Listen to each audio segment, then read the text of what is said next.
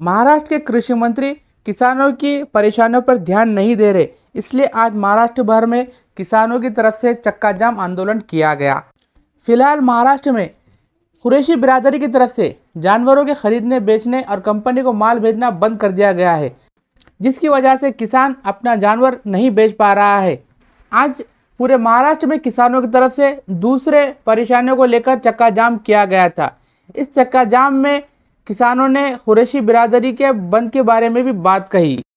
साथ में ये भी कहा कि कुरैशी बिरादरी किसानों से जानवर ना खरीदने की वजह से किसानों को बहुत ज़्यादा नुकसान हो रहा है।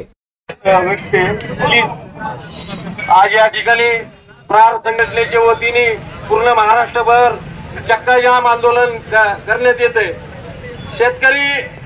शेतकरी विरोध सरकारच्या विरोधात आज आंदोलन पूर्ण महाराष्ट्रामध्ये केले जाते।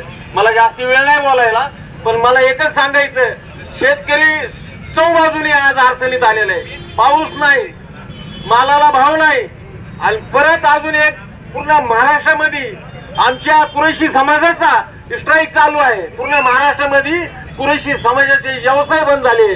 शेतकरी कुरैशी समाजावर भरपूर अवलंबून आहेत, त्यांचे आज बाजार बंद झालेले आहेत, त्यांची भरपूर अडचण झालेली आहे।